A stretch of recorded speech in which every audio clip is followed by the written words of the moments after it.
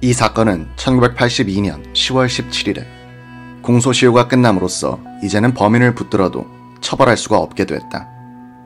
경찰과 검찰과 법원과 언론이 고문과 조작과 오판과 오보로서 무고한 사람들을 고생시키는 틈을 타서 범인은 면죄부를 받고 만 것이다. 힘없는 서민들이 경찰, 검찰, 법원, 언론의 총공세에 직면할 때 얼마나 비참하게 되는가를 이 사건은 똑똑하게 보여주고 있다. 제도의 범죄는 처벌되지 않고 개인의 피해는 회복될 수 없음을 고문 후유증으로 40대에 요절한 김기철 씨는 폐인이 된 그의 몸과 정신으로 입증하였다. 이 기사는 1981년부터 1982년에 걸쳐 월간 마당에 쓴 것이다.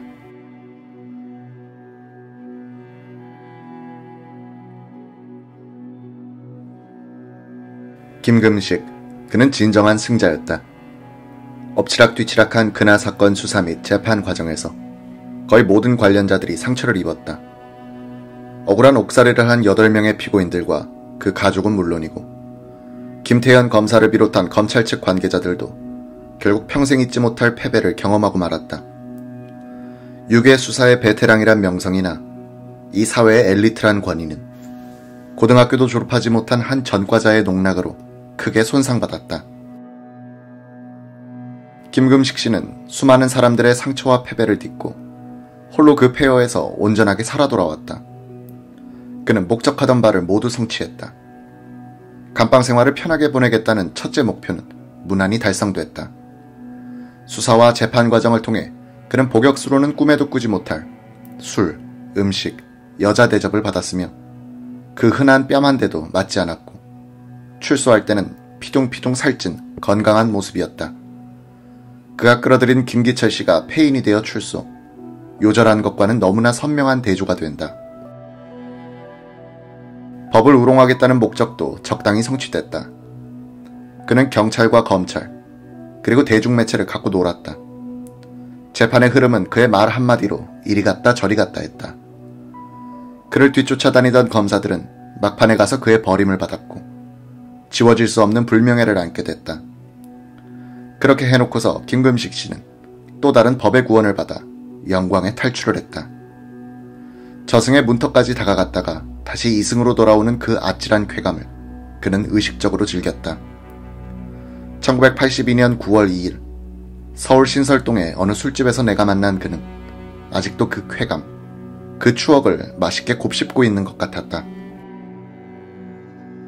그는 빙긋이 웃으며 조 선생님은 누가 정말 이겼다고 생각하십니까? 란 대답이 뻔한 질문으로 말문을 열었던 것이다. 외모에 있어서 45살의 그는 완숙한 중년 신사의 경지에 올라와 있었다.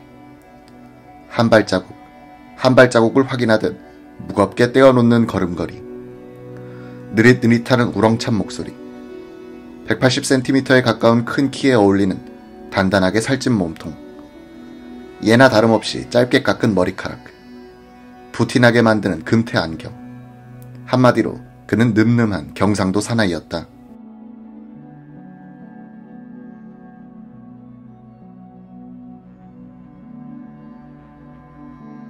조갑제, 요즘 어떻게 지내십니까?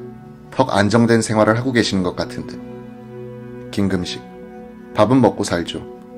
어머님도 모시고 아이도 기르며 그럭저럭 살고 있죠. 작은 가게도 하나 갖고요.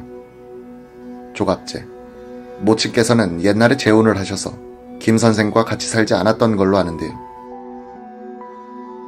김금식, 몇 해 전에 아버지가 돌아가셔서 제가 모시게 됐죠.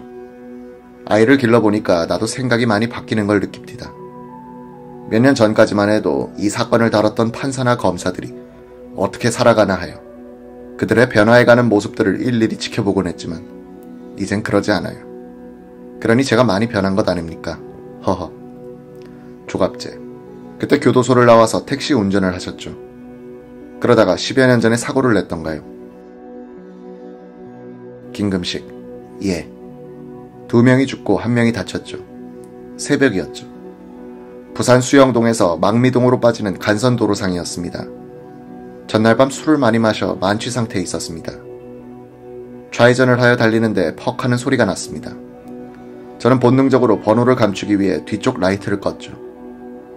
그러면서 더 속력을 높여 지나치려고 엑셀러레이터를 막 밟는 순간, 그때 속력은 시속 100km를 훨씬 뛰어넘었을 것입니다. 잡아라 라는 소리와 함께 저의 차 앞으로 두 사람이 뛰어들어 가로막고 나서는 것이 아니겠습니까? 그때는 브레이크를 밟을 시간도 없었어요. 그대로 들이받았죠. 두 사람이 하늘로 부웅 퉁겨 올라갔다가 아스팔트에 떨어졌죠. 차를 세우고 내려가 보니 맨 먼저 받쳤던 사람은 경상이고, 뒤에 받친 두 사람 중 하나는 이미 숨이 끊어졌고, 다른 한 사람은 머리가 깨어져 죽어가고 있더군요. 초소 근무를 마치고 돌아가던 예비군들이었습니다. 저는 그 길로 가까운 파출소에 가서는 신고를 하고 파출소 대나무 의자에 누워 자버렸습니다. 오전 9시까지 푹 잠이 들었죠. 모든 걸 포기하니 오히려 마음이 편해졌어요. 그 사고로 또 1년 남짓 교도소 생활을 했습니다. 조갑제. 그때도 서윤학 변호사 신세를 졌죠.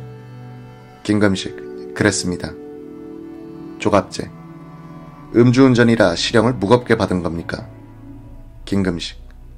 저는 경찰에서 조사를 받을 때 논박을 잘해 음주운전 부문에 적용을 받지 않았어요. 저는 주장했습니다. 술을 마신 것은 하루 전이었다. 사고를 낸 그날에 음주한 게 아니다. 하루 전에 마신 술의 기운이 남아있다고 해서 음주운전으로 처벌한다면 하루 놀고 하루 일하는 운전사들은 평생 술 마시지 말란 소리 아닌가. 저는 법정에서도 당당히 맞섰습니다. 그들이 자살하려 했다고 주장했습니다. 조갑제. 자살이라니. 혼자도 아니고 셋이서 집단 자살을 해요. 김금식. 그 사람들은 6차선 넓은 길 위 비횡단로를 건너고 있었습니다. 받친 곳은 1차선이었습니다. 바로 옆에 횡단로가 있었습니다. 그렇다면 이 사람들은 죽으려고 뛰어든 것이 아닌가, 바로 자살 행위가 아닌가 하고 말했죠. 재판장님, 생각해 보십시오.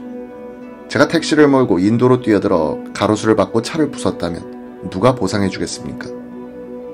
38선으로 갈려 그렇지 않아도 좁은 국토에 횡단로 내주고 인도, 차도까지 구별해 놓은 게 무엇을 위한 겁니까? 판사는 내 말이 맞기는 맞는 이야기인데 외국에선 그렇게 하지만 한국에서는 국회에서 그런 법을 안 만드는 한 어쩔 수 없다고 하더군요. 검사는 사람을 둘이나 죽게 하고도 뉘우침이 없는 저에게는 무거운 벌을 주고 싶으나 법에 형의 한도가 있는 게 안타깝다면서 법정 최고형인 금고 3년 6개월을 때렸죠. 선고는 1년 6개월. 난 항소했으나 기각을 당했습니다. 부산교도소에서 대전교도소로 옮겨져 수감돼 있었는데 그곳에서 저 때문에 그나 사건에 연루돼 억울한 옥살이를 했던 여교도관을 만났죠. 그분은 무죄 판결을 받고 복직, 주임으로 일하고 있었습니다. 나는 혹시 보복을 받지 않을까 걱정했는데 하루는 나를 부르더니 어려운 일이 있으면 나에게 찾아오라고 친절하게 대해주더군요. 조갑제. 그날 사건의 공소시효가 다 됐는데. 김금식. 며칠 전에 남산도서관에 가서 옛날 신문을 들춰봤죠. 혼자서 쿡쿡 웃었어요. 여직원이 뭐가 그렇게 우스우냐고 물어 그런 일이 있다고만 했습니다만. 조갑제. 새삼 그 사건을 되새기는 이유라도. 김금식. 있죠. 공소시효가 끝나기를 기다리는 사람이 어딘가에 틀림없이 있을 겁니다. 나에게 이상한 편지를 계속하는 사람도 있고요. 공소시효가 끝나면 세상이 깜짝 놀랄 일이 한 번 더 일어날지 누가 압니까? 조갑제. 누군가가 내가 범인이었다 하고 튀어나와 소설 같은 숙이라도 쓸지 모르겠지만 글쎄 누가 그를 믿어줄까요? 지금은 진짜 범인이라 해도 자신이 범인임을 물증으로 입증해 보일 방법이 없을 겁니다. 김금식. 그럴까요? 일단 기다려봅시다.